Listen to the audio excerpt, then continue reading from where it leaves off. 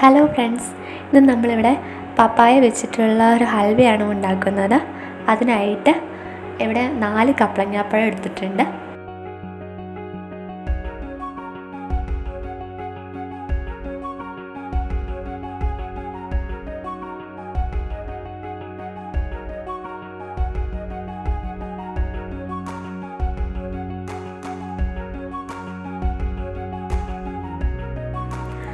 അത് വൃത്തിയാക്കി അതിൻ്റെ കുരുവൊക്കെ കളഞ്ഞെടുക്കുക.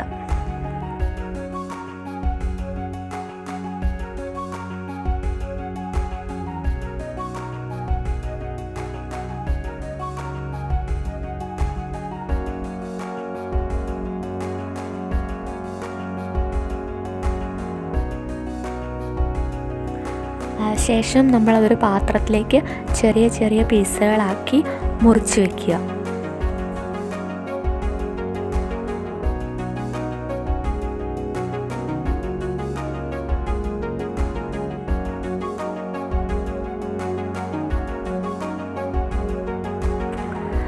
മൊത്തം ഇത്രയും പഴമാണ് ഹൽവ ഉണ്ടാക്കാനായിട്ട് എടുത്തിരിക്കുന്നത്.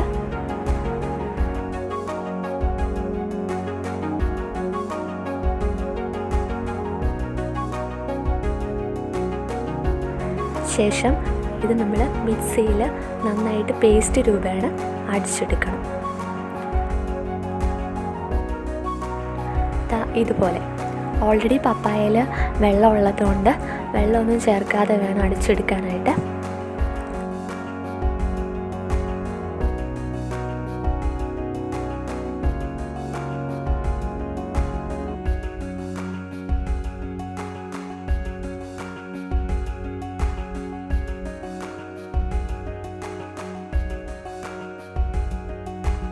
അപ്പോൾ കുറച്ചധികം കപ്ലങ്ങാപ്പഴം കിട്ടിയതുകൊണ്ടാണ് ഹൽവ ഉണ്ടാക്കാൻ തീരുമാനിച്ചത്. പഴമൊക്കെ ആകുമ്പം നമ്മൾ അത്രയധികം ഒന്നും കഴിക്കത്തില്ലല്ലോ. അപ്പോൾ ഹൽവ ആകുമ്പോൾ നമുക്ക് സ്നാക്സൊക്കെ ആയിട്ട് എടുത്തു വെക്കാമല്ലോ. അങ്ങനെ വിചാരിച്ചാണ് അത് ഉണ്ടാക്കാൻ തീരുമാനിച്ചത്.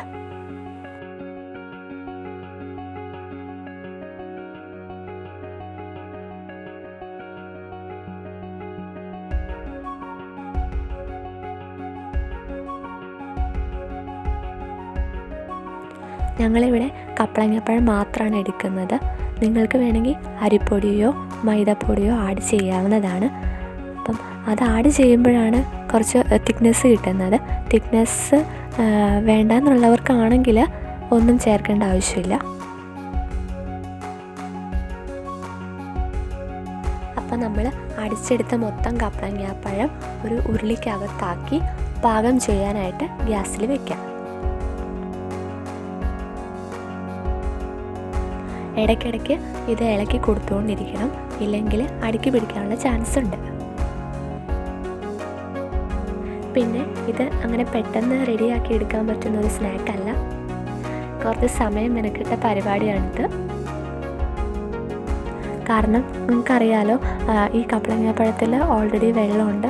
അപ്പോൾ അത് നമ്മൾ അടുപ്പത്ത് വെച്ചിട്ട് അതിലെ ആ വെള്ളവും എല്ലാം ഡ്രൈ ആക്കി എടുത്ത് ഒരു വരട്ടിയെടുത്ത് ഹൽവയുടെ കൺസിസ്റ്റൻസിയിലാകുമ്പോഴാണ് നമ്മൾ ഓൾമോസ്റ്റ് അത് റെഡി ആകുന്നത് തന്നെ. അപ്പോൾ അതുകൊണ്ടാണ് സമയം ഒത്തിരി ഇതിന് എടുക്കുമെന്ന് പറയുന്നത്.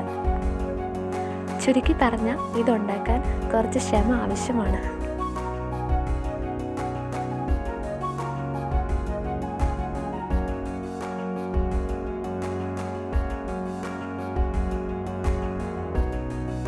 കുറച്ചൊന്ന് വരണ്ട് വരുമ്പോഴത്തേക്കും അതിലേക്ക് ആവശ്യത്തിന് പഞ്ചസാര ചേർത്ത് കൊടുക്കുക.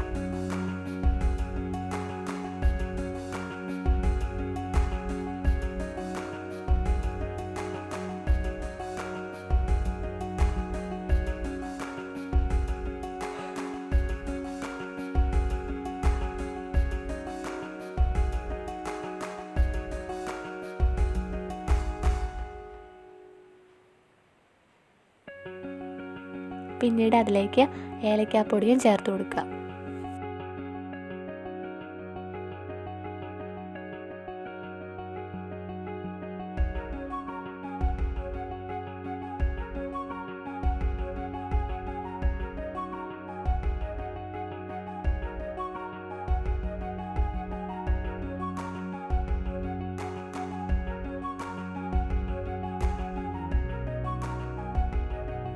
അതിലേക്ക് ആവശ്യത്തിന് എണ്ണ ഒഴിച്ചു കൊടുക്കുക.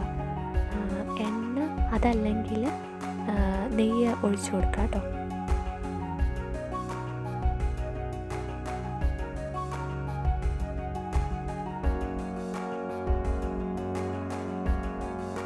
ഇതാ കണ്ടില്ലേ, ഇതിപ്പോൾ ഓറഞ്ച് കളറിൽ നിന്ന് ഡാർക്ക് ബ്രൗണിഷ് കളറിലേക്ക് വന്നു തുടങ്ങിയിട്ടുണ്ട്.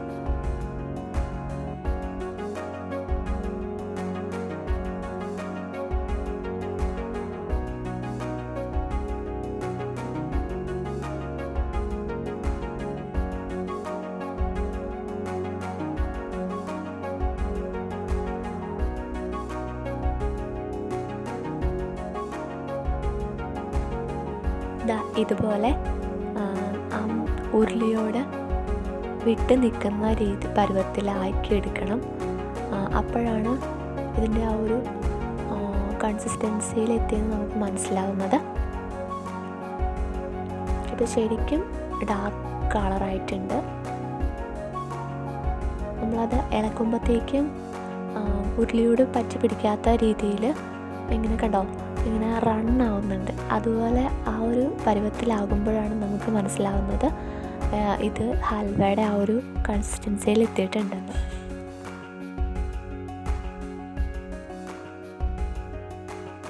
അപ്പം അങ്ങനെ നമ്മുടെ ഹൽവ ഇവിടെ റെഡിയായി കഴിഞ്ഞു. അത് നമുക്ക് സെറ്റ് ചെയ്യാനായിട്ടൊരു പാത്രത്തിലേക്ക് മാറ്റാം.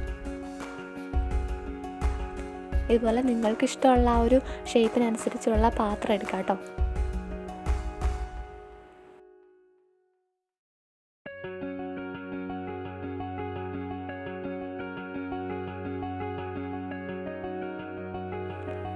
അങ്ങനെ ആ പ്ലേറ്റിലേക്ക് വെച്ചതിന് ശേഷം ഒരു സ്പൂൺ വെച്ചിട്ട് നമുക്കത് പ്രസ് ചെയ്ത് കൊടുത്ത് ആ ഒരു ഷേപ്പിലാക്കി എടുക്കാം.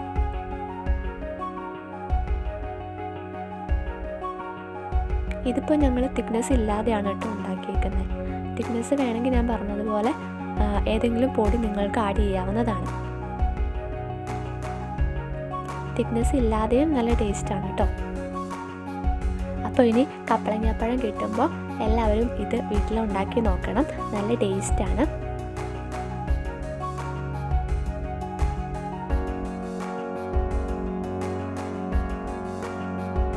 അപ്പോൾ ഇതാ ഫൈനലി ഇതുപോലെയാവും നമ്മുടെ ഹൽവ. എൻ്റെ ഈ കുഞ്ഞു വീഡിയോ നിങ്ങൾക്ക് ഇഷ്ടമായെങ്കിൽ സബ്സ്ക്രൈബ് ചെയ്യുക, ഷെയർ ചെയ്യുക. ഇതുപോലത്തെ പുതിയ വീഡിയോ ആയിട്ട് നമുക്ക് വീണ്ടും കാണാം. അപ്പോൾ താങ്ക്സ് ഫോർ വാച്ചിങ്.